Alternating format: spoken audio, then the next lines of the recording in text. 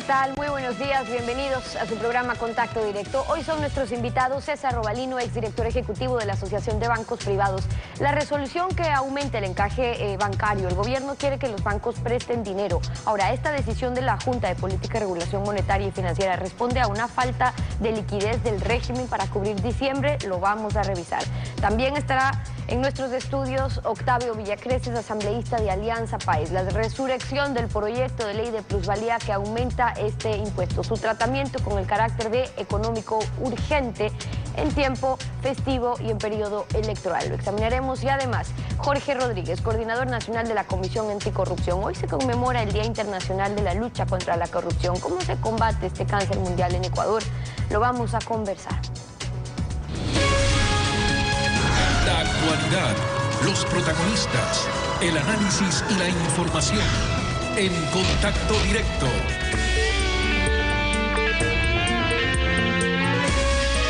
¿Qué tal, Lenin? ¿Cómo te va? Buen día. Un buen día para ti, Steffi, y para todos los televidentes que nos acompañan a esta hora. La Junta de Política y Regulación Financiera resolvió aumentar el encaje bancario del 2 al 5% para los bancos con activos superiores a los $1.000 millones. ¿Y a qué responde este incremento? Bueno, así lo exponía el ministro coordinador de la Política Económica, Patricio Rivera. Escuchemos. En este momento, los bancos tienen 11% de los depósitos en el Banco Central. No 2, no 5, 11. Lo que está pasando básicamente es que hemos hecho un cambio para subir efectivamente el encaje del 2 al 5. Pero lo que está pasando es que los bancos no tienen 5, tienen 11% en el Banco Central, ya en este momento. ¿Cuánto es el encaje en dólares en Colombia? El 11%. En Perú, el 33%. En Argentina, el 20%. ¿Será que acaso estamos haciendo algo raro, algo extraño? De ninguna manera. Estamos llevando adelante una política regulatoria que busca algo con claridad. Que los bancos reactiven el crédito, que presten. Si es que el sistema financiero empieza a cumplir con su rol y hace lo que tienen que hacer, de esos 11 puntos que tiene ociosos en el Banco Central, 6 que le sobran después de un encaje de 5, los presta, hace lo que tiene que hacer, se dedica a prestarle a la gente en lugar de tenerlos ociosos, nosotros como Junta no tenemos ningún problema en analizar esta resolución y discutir sobre una eventual baja nuevamente del encaje, pero cuando presten, cuando estén cumpliendo con sus obligaciones dentro de la sociedad. Mientras tanto, señores, tienen que cumplir con su trabajo, y su trabajo es prestar. Esta mañana nos acompaña el economista César Robalino, exministro de Finanzas y exdirector ejecutivo de la Asociación de Bancos Privados del Ecuador. Economista, buenos días. Buenos días, gracias por la invitación, muy amable. Economista, en la página web del Banco Central del Ecuador nos encontramos con la siguiente información. Ante la pregunta, ¿qué es el encaje bancario? Se lo explica de la siguiente manera.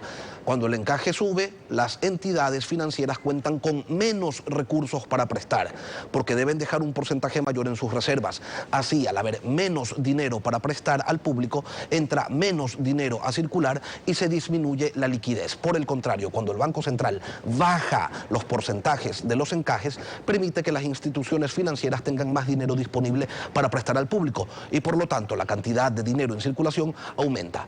Economista Robalino, ¿cómo es entonces que la teoría, que el Banco Central dice una cosa y los funcionarios andan recorriendo medios de comunicación diciendo otra? Mire, cuando escuché hace unos minutos al ministro Rivera, me comencé a sonreír por lo que escuchaba. El encaje bancario es instrumento de política monetaria que sirve en un momento dado a las autoridades correspondientes para evitar una probable alza de precios en una economía, restándole liquidez a los bancos porque la autoridad puede creer que hay un exceso de la expansión crediticia que puede crear una inflación. Ese es uno de los casos que sirve el encaje. Yo no puedo negar que la Junta que preside el señor Rivera tenga facultades legales para usar este instrumento de política monetaria. Pero las razones que ha dicho son los que a uno le preocupan. ¿Por qué? Dice que hay recursos ociosos. Hay naturalmente liquidez en el Banco Central mayor de la que exige la autoridad monetaria. Sí, eso es cierto, ahí están las cifras. Pero lo que nunca ha logrado entender el gobierno son dos cosas. En primer lugar, de que hay una crisis macroeconómica. aquí no hay síntomas de recuperación económica en el país. Hay una crisis cuyos efectos los sienten carne propia los empresarios y los hogares. Y en una crisis económica se presentan una serie de efectos. Uno de ellos es demanda de crédito se debilita, porque los hogares, porque los empresarios privados no pueden y no quieren tomar más riesgos del necesario porque creen que mañana no van a poder pagar. Uno. Dos, los banqueros tienen un método eficiente para evaluar riesgos y no se puede prestar dinero así porque sí, porque puede correr en riesgo la estabilidad bancaria. Lo que el ministro Rivera ha dicho los invita a los banqueros a ser irresponsables. No entienden o no recuerdan cómo la crisis financiera mundial en Estados Unidos y en Europa se dio porque los banqueros neoyorquinos y europeos se volvieron irresponsables al expandir el crédito en tal forma que crearon una burbuja crediticia que desencadenó en una burbuja inmobiliaria que casi quiebran los bancos más grandes del mundo. Ahora, economista, el ministro también hizo referencia al alto porcentaje de encaje bancario que se tiene en otros países. Mencionó Colombia, mencionó Perú, pero se olvidó de mencionar que esos países tienen moneda propia, es decir, tienen una máquina de imprimir billetes. ¿Cuáles son las razones por las que en países con moneda propia sí se tiene un mayor encaje bancario? Vea, en esos países mencionados, en Colombia mire cómo está la inflación. Y entonces en un momento dado ese encaje se utiliza para luchar contra la inflación. En el gobierno no tenemos inflación. El gobierno mismo a través del organismo correspondiente ya ha anunciado que la inflación creo que está en 1.1, 1.2% anual. Así que aquí no hay inflación, estamos dolarizados, ¿sí? Así que no tiene justificación desde el punto de vista de la teoría y la práctica y técnica monetaria usar ese mecanismo para luchar con la inflación en dolarización en el Ecuador. Ese no es el caso. Ahora, ¿sí? economista, el año pasado... No se puede, pero déjeme decirle, Lenín, lo siguiente. Yo no acepto como ciudadano que el gobierno invite a los banqueros a ser irresponsables en la concesión de crédito. Y los banqueros tienen que negarse a cumplir ese papel. Los banqueros están cumpliendo su función en mi juicio personal, ¿sí? Ahora, pasado, hay otro temor. Hay otro temor de los mercados. Una cosa, economista, antes de pasar a ese tema. El año pasado aumentaron los costos de los servicios bancarios, pero al finalizar el 2016, el gobierno señala que está preocupado por el bolsillo de los ecuatorianos y baja el costo de esos servicios. Escuchemos cómo lo explicaba el ministro Patricio Rivera. Efectivamente, el año anterior, como todo el mundo conoce, teníamos una coyuntura donde los depósitos estaban cayendo, donde el crédito se estaba contrayendo, donde la actividad económica estaba cayendo. Y en ese momento fuimos absolutamente claros con el sistema financiero y con la ciudadanía.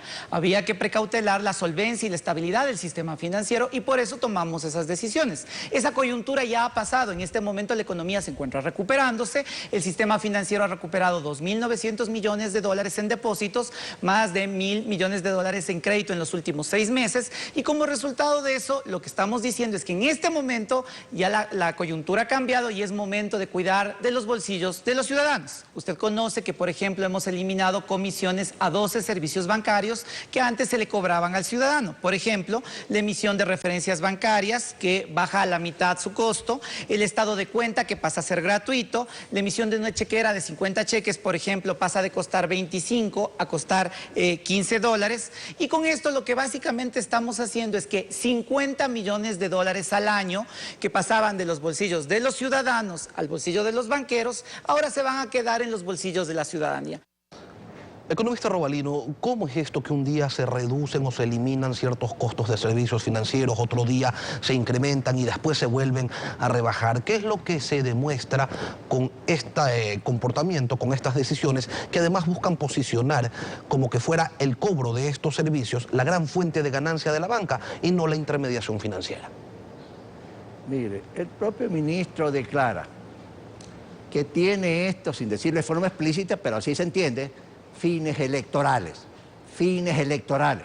La reducción de los costos tiene fines electorales para beneficiar a Lenín Moreno y al señor Glass en la campaña electoral. Ese es su objetivo de la decisión. Y es censurable que un gobierno tome decisiones delicadas con fines electorales para beneficiar a una agrupación política y a un candidato a la República. Ese es el fin. Pero déjeme decirle, Lenín, que hay un temor en los mercados con eso de la subida del encaje bancario. El gobierno, en la escasez de recursos financieros, porque tiene un déficit de más del 5% del PIB en este año, anda desesperado y angustiado por buscar recursos en todas partes. ¿Sí? Ya el Banco Central compró más de 4.000 y pico de millones de dólares de CETES, que son papeles que emite el Ministerio de Finanzas. ¿Para qué? Para financiar el déficit fiscal. El temor de los mercados en el Ecuador con los encajes es que sencillamente al congelar esa cantidad de dinero, el Banco Central se apreste en el futuro, en un mes, en 2 meses, para comprar de 500 a 1.000 millones de dólares nuevamente en papeles del Estado. Y se corre el riesgo de que se tome la plata de las reservas bancarias. Ese es el temor, no de los banqueros, sino de los mercados. Ahora, ¿sí? economista, y eso es altamente peligroso. Esas son las expectativas. ¿No se supone, economista, que el encaje bancario es esa garantía líquida de las captaciones que realizan las instituciones del sistema financiero y que se depositan en el Banco Central del Ecuador? ¿Existe realmente una garantía líquida en el Banco Central o es puro cupón, puro papel del Ministerio de Finanzas que no se pueden convertir en dinero de inmediato? Fíjese, aquí hay otro dato interesante que quiero que lo sepa la ciudadanía si no tiene información. Al 2 de diciembre, porque no tengo la información última, al 2 de diciembre, los activos líquidos del Banco Central eran aproximadamente, si mal no recuerdo, 3.900 millones de dólares. Póngale 4.000. Los pasivos exigibles del Banco Central, que eso implica plata de los banqueros, de los bancos, que son de los depositantes y no de los bancos. La plata de los municipios, de los consejos provinciales, de las empresas estatales, de la Corporación Financiera Nacional, del Banco del Seguro Social Ecuatoriano y del Tesoro Nacional también, sumaban en esa misma fecha aproximadamente casi 10.000 millones de dólares. Eso significaba esa fecha que había y hay un descalce de cerca de 6.000 millones de dólares. Si todo el mundo girara, el Banco Central no tiene liquidez para pagar y los cheques tendrían que ser protestados.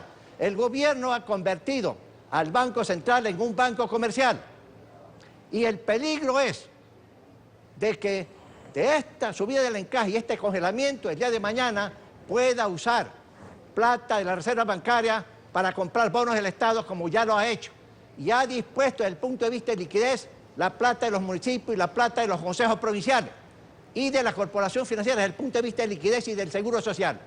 Eso no es adecuado para la estabilidad financiera y monetaria del Ecuador.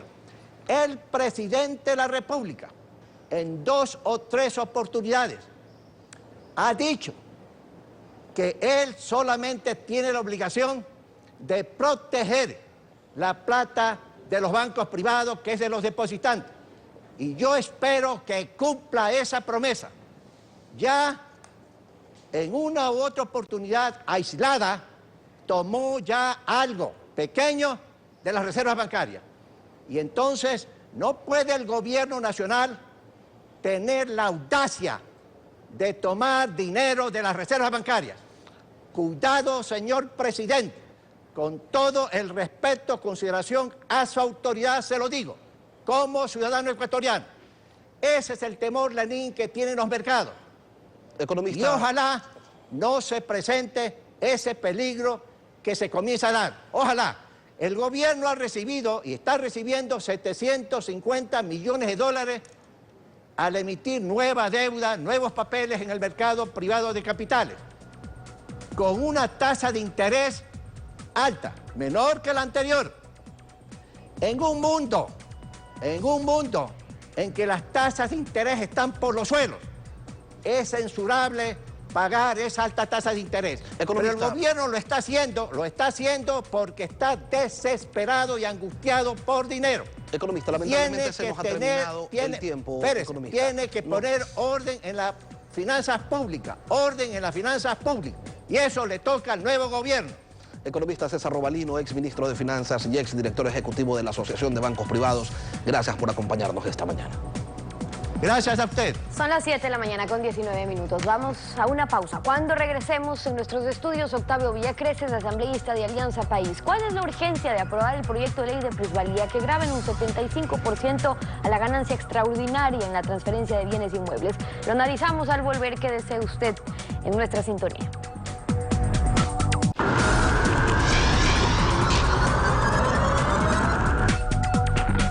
Villacreces, asambleísta por Alianza País. Bienvenido a Contacto Directo.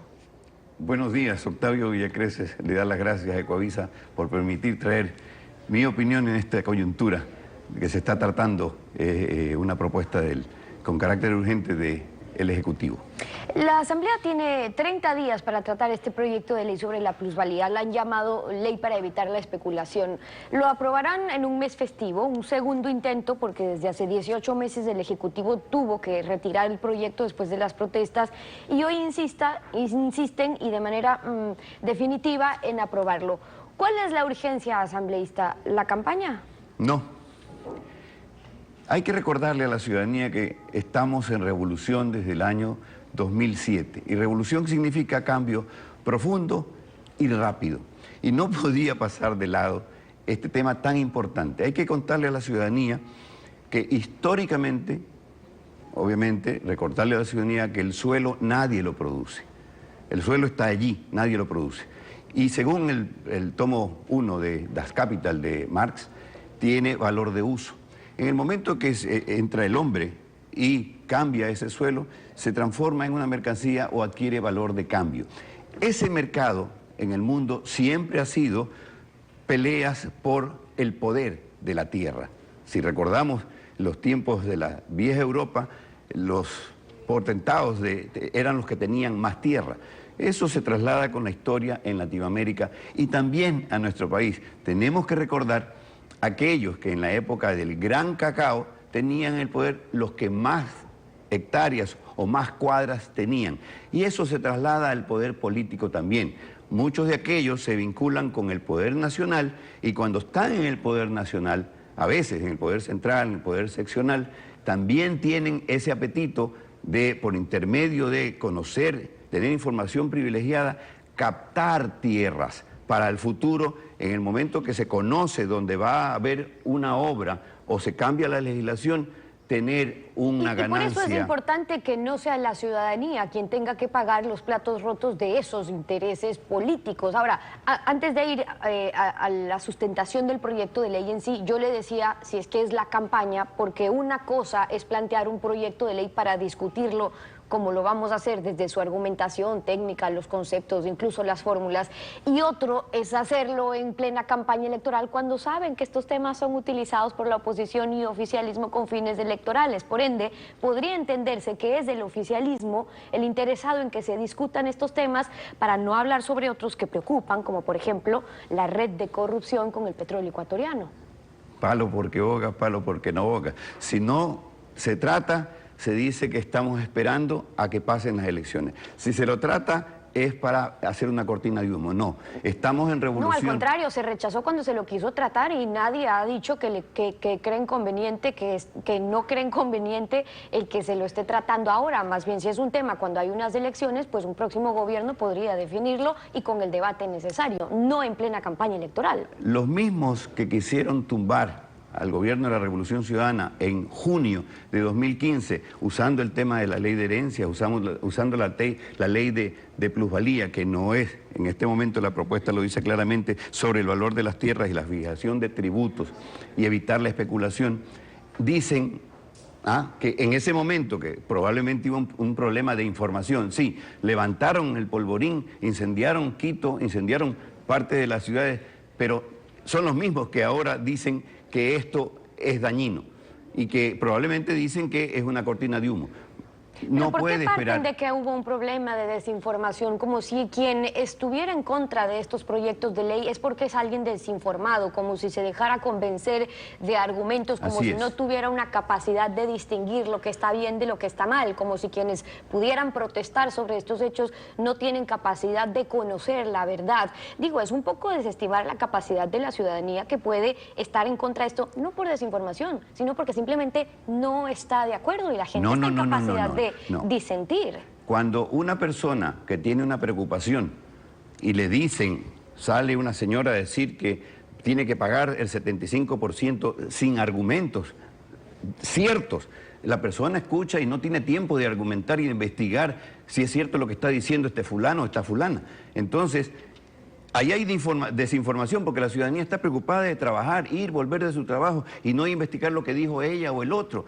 Entonces es importante que la ciudadanía sepa, y yo me pongo a disposición de la ciudadanía que quiera conocer en todos los sectores de la ciudad, del país, para explicarle detalle por detalle que esto de aquí no busca dañarle la vida a nadie, como dicen algunos. Y lo que sí busca es frenar el apetito voraz que tienen aquellos que, usando el poder, la información privilegiada, se han enriquecido por siempre. Vamos entonces a lo que dice el proyecto de ley, de lo que se dice que se busca y lo que finalmente se pone en el papel. En la exposición de motivos ponen que una de las razones de ser de este proyecto es que el Estado está imposibilitado de recuperar parte de las inversiones que ha realizado. Pero si ese es el fin asambleísta, el recuperar la inversión, usted como ex concejal también conoce, por ejemplo, existe la contribución especial por mejoras, cuando el municipio hace una obra, la ley contempla una parte del beneficio que haya causado y que sea tributado. ¿Podría hacer lo mismo el gobierno central? Digo, en esos casos, sin tener que aplicar un impuesto generalizado. A ver, primero que nada, este impuesto no es nuevo, existe, está en el COTAC y está desde el año 45, se trata de este tema. Yo sí fui concejal, pero de uno de los municipios del país. Hay 221 municipios en el país y muchos de esos municipios no tienen dinero y están pidiéndole permanentemente al gobierno central para completar su presupuesto. Esto es una forma de que los gobiernos centrales, el Estado central, o sea, llámese municipios, tengan la posibilidad de tener recursos para ser realmente sustentables. Pero cuando haya hecho obras, es que la diferencia es que no se lo ponga solamente para cuando hay una contribución o una mejora del Estado o del gobierno municipal, sino en todos los casos. Es diferente si se cobra por mejoras, con contribución. Por eso digo, se podría hacer la diferenciación como en efecto algunos municipios lo hacen y aplicarlo al gobierno central. Ni siquiera es solamente por mejoras. Hay una informalidad, hay un precio de venta, avalúo catastral, avalúo comercial.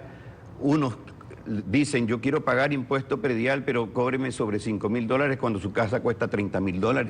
O sea, esas cosas con esto de aquí va a cambiar porque todo el mundo tiene que regularizarse al precio actual, como lo tienen que hacer cada 2 años los municipios.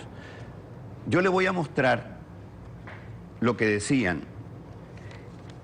Aquí hay un dibujo hecha a la rápida porque llegué anoche en vuelo. A ver, lo tenemos en pantalla. Y con este papel, aquí se propone una casa de $40.000. La tasa dice, la tasa fija del Banco Central habla del 7.52%. Al año serían $3.000 en una compra de 40.000. En 10 años tiene que sumarle $30.000 y viene la proyección que yo hago de 24 salarios mínimos de $340 a 2017, ¿no? Daría $8.160. Sumaría $78.160 que usted puede vender su casa con 0.0. Y la otra, si usted paga el impuesto que existe en este momento, pagaría $7.816. Si usted quiere más dinero, vender por su casa en $90.000 o en $100.000, todo ese excedente es el que pagaría el 75% al municipio. Otro ejemplo tengo. Bueno, pero así tenemos algunos ejemplos en los que se podría ver que hay un beneficio, pero también hay otros en los que se puede ver que con la nueva ley pagaría más que con la ley vigente. Y ahí están las diferencias. Si afecta solamente a los grandes especuladores, que podría estar bien, o si también puede afectar a los que con los ahorros de toda su vida compran una casa o un bien en 40, 50 mil dólares, que no necesariamente se podría decir que es alguien rico. Aquí el alcalde Nebot, por ejemplo, presentó un ejemplo, recordemos. Del tipo de gente que quiere progresar y compra una casa, por ejemplo, de 40 mil dólares en un programa del gobierno o en un programa del municipio. Si esa casa 4 años después la vende en 80 mil dólares, los 40 mil dólares de diferencia, la ley los trata así. Hay una rebaja que hacen por concepto del costo del dinero, para hablar con simpleza, de aproximadamente 13 mil y pico de dólares. Luego rebajan los 24 salarios básicos unificados, 8.750 dólares. De lo que queda, que son aproximadamente 17 mil dólares, aplican el 75%. Ese ciudadano pobre que tiene esa casa acaba pagando un impuesto de 13.300 y pico de dólares. 4 veces más de lo que paga con la ley actual. Entonces, ¿qué pasa en esos casos? Tengo que decir que el alcalde ha hecho supuestos. No ha dicho cuántos años después vende la casa. Ha hablado de 40 mil. Bueno, pero es con la fórmula del SRI, poniendo justamente con las diferencias de lo que cada uno puede poner, porque no se sabe exactamente cuándo uno cree que va a vender su casa, ¿no? Pero hace las estimaciones con la fórmula del Servicio de Rentas Internas. Por eso yo calculo con exactas, cifras exactas. Aquí estamos hablando de la probabilidad de 10 años. La podemos hacer de 5 años, incrementando los mismos valores. Pero no hablar que en 4 años vas a tener tú una utilidad del 25% por cada año. Eso solamente lo podría hacer un especulador, no alguien que compró su casa para vivir por siempre. Y además, no solamente en casos pequeñitos. Aquí hay una casita que le he puesto el nombre de Cintia, que no es tan costosa como la que está construyendo detrás del Club de Leones en Urdesa. 150.000 la compra en el 2017. Se le suma 112.500 por el 7.5 del Banco Central. Se le suma por los 24, la proyección del 24 salarios, 8.160. La podría vender en 270.660, 0.0. Pero fíjese ahí, y en su ejemplo asambleísta, que lo que vemos es que hay hechos, y están ejemplos por acá y ejemplos por allá, pero hay hechos. Es que esta ley sí diferencia lo que consideran que es una ganancia razonable, de lo que creen que ya es, como usted bien lo ha dicho, si en 4 años ya ha aumentado ese valor y tal, eso ya es especulación, eso ya es una ganancia extraordinaria. Y lo medular entonces es cómo se calcula o cómo creen que es una ganancia ordinaria, y se lo hace con un factor de ajuste que, por ejemplo, contempla las tasas de interés, pero es la tasa de interés pasiva, no la activa. El que compró seguramente se endeudó, tiene crédito, lo está pagando al 10% a más. Por ende es que hay que discutir esos temas, si en realidad lo que están contemplando como una ganancia ordinaria es una ganancia ordinaria, y a cuenta de que lo que va por encima de, en ciertos casos ya creen que es especulación, y por ende la gente tiene que pagar sobre algo que consideran que es especulación o es ilícito, y por ende tiene un tributo. Usted lo ha dicho, Stephanie.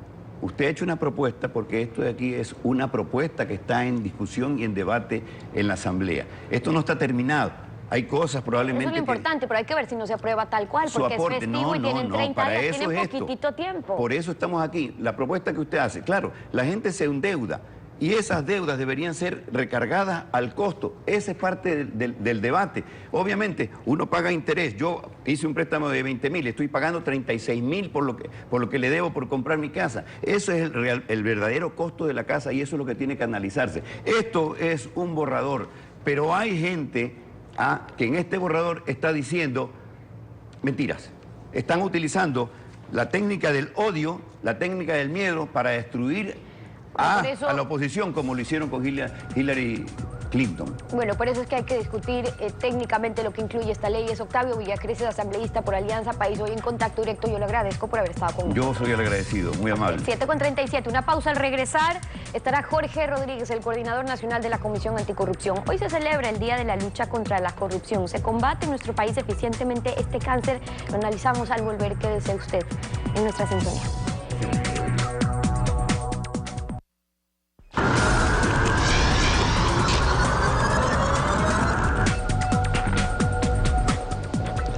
Nos acompaña a esta hora Jorge Rodríguez, coordinador nacional de la Comisión Anticorrupción, economista. Buenos días. Buenos días, licenciado. Muchas gracias por la invitación. En octubre del 2003, la Asamblea General de las Naciones Unidas aprobó la Convención contra la Corrupción y determinó que el 9 de diciembre, un día como hoy, sería el Día de la Lucha contra la Corrupción. El artículo 6º de esa convención señala que cada Estado parte de conformidad con los principios fundamentales de su ordenamiento jurídico garantizará la existencia de un órgano u órganos, según proceda, encargados de prevenir la corrupción. Y dice también que cada Estado parte otorgará al órgano o a los órganos mencionados en el párrafo primero del presente artículo la independencia necesaria de conformidad con los principios fundamentales de su ordenamiento jurídico para que puedan desempeñar sus funciones de manera eficaz y sin ninguna influencia indebida. Economista Rodríguez, tenemos en el país órganos independientes que prevengan la corrupción. ¿Estamos cumpliendo con la Convención Anticorrupción? Muchas veces los organismos internacionales pecan de bonitas declaraciones, pero nada prácticas y nada reales. Y digo nada reales porque en el Ecuador vivimos una realidad distinta de lo que plantea Naciones Unidas al mundo. En el Ecuador no hay ningún organismo del sector público que tenga independencia. Y uno de ellos que tiene vinculación directa con el control de la corrupción, que se llama Consejo de Participación Ciudadana, pues básicamente ha olvidado completamente esa atribución que le da la propia Constitución de la República. Ahora, este Consejo de Participación Ciudadana y Control Social, la quinta función, se supone que ellos iban a hacer las funciones de la Comisión de Control Cívico de la Corrupción, de la que usted formó parte, pero nada, no pasa nada. La Comisión de Fiscalización de la Asamblea no fiscaliza. Esa es la deuda que tiene el Ecuador en este rubro, en el de la lucha contra los corruptos. Y no solamente esas dos organizaciones, sino también los organismos de control. Recuerde usted que existe un contralor, existe un fiscal, existe una función judicial completamente cooptados hacia el Poder Ejecutivo. Entonces, bajo esas condiciones, realmente la transparencia en cuanto a lo que significa la operación estatal, pues es bastante complicada que los ciudadanos independientes puedan hacer observación de cualquier naturaleza. Usted forma parte de una comisión anticorrupción, la está coordinando. ¿Desde cuándo existen? ¿Cómo se financian? ¿Cómo se conformaron? ¿Y cómo les ha ido durante este gobierno, economista Rodríguez? Bueno, vea usted que los únicos grupos sociales que realmente están dolidos de lo que le pasa al país y que tienen todavía la posibilidad de abrir la boca en una economía del miedo que se ha ido creando en el transcurso del tiempo, y que hablo de los trabajadores, de los grupos indígenas, de los colectivos sociales. Ellos, ante la falta de fiscalización en ninguna de las etapas, ni siquiera en la Asamblea Nacional, en donde existe una comisión de fiscalización, pues ni siquiera bajo esas condiciones se hacía. Entonces decidieron nombrar a 12 ciudadanos independientes para efectos de que cumplan con aquella función que establece la Constitución de la República. La Constitución sí es una Constitución ciudadana que le obliga al ciudadano a abrir la boca. Lastimosamente le cerraron la boca en el transcurso del tiempo porque todas las leyes fueron encaminadas justamente para encubrir la corrupción. ¿Ser independiente, ser de oposición, o es allí donde se confunde el gobierno? Bueno, yo creo que lo fundamental es que nosotros, yo les había planteado desde un inicio, nosotros no vamos a ser candidatos. No vamos a estar en el rol político partidista de estas elecciones, y lo hemos cumplido. En definitiva, hemos querido ser ciudadanos que en forma independiente cumplimos con las funciones que nos dice la Constitución. Y por eso hemos sido perseguidos, licenciado Artieda. Tenemos en este momento 5 acciones legales en las cuales se reclama 49 millones de dólares a los miembros de la Comisión Anticorrupción. Imagínese usted, gente que a pesar que ha pasado por el cargo público en algunos casos, pues siguen siendo ciudadanos normales, no los nuevos ricos que los vemos en grandes cantidades en estas circunstancias. Un elemento fundamental en la lucha contra la corrupción es la transparencia y el acceso a la información pública, que en muchos casos en nuestro país es la más privada de las informaciones. ¿Cómo nos va en ese sentido desde su experiencia? Bueno, lastimosamente, le digo yo viví 5 años en la comisión cívica anterior, que fue un ente estatal, no gubernamental, y estoy viviendo ahora en una comisión independiente. Hay una diferencia abismal. Antes podíamos tener acceso a lo que se decía información pública. Hoy no hay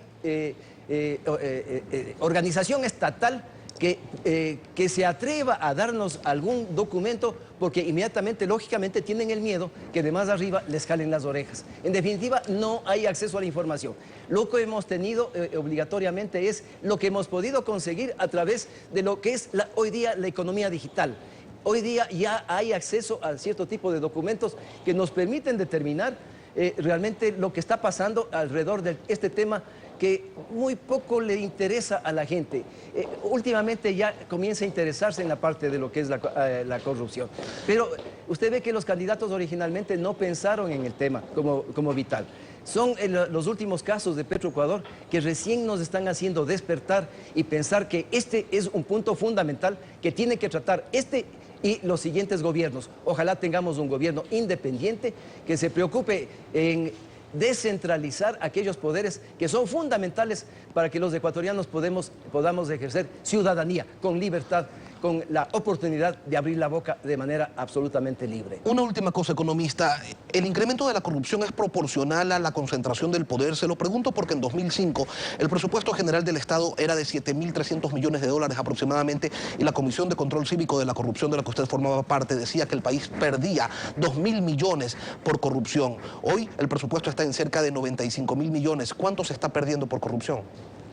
Bueno, es bastante complicado el determinar hoy día, porque los elementos informáticos han ido haciendo, no que por el paraíso tributario, en donde es fácil hasta cierto punto determinar, como ha pasado con los Panama Papers. Hoy día es más complicado porque la banca internacional, fundamentalmente colocada en países que sí tienen el asunto, el tema de tipo tributario, de ventajas tributarias, pues son los bancos los que se están llevando la plata. Y bajo esas condiciones, en cuentas cifradas, incluyendo Bélgica, porque Bélgica también se ha constituido hoy día en uno de los países que emula las acciones de lo que hacía Suiza con anticipación, y que ahora ya no le dejan a Suiza, pero Bélgica todavía puede hacerlo. Y hablemos de Hong Kong, hablemos de más países, fundamentalmente se vuelve más complicado, pero a la larga el mundo da vueltas y todo conoceremos en los próximos meses. Economista Jorge Rodríguez, coordinador nacional de la Comisión Anticorrupción, gracias por acompañarnos esta mañana en Contacto Directo.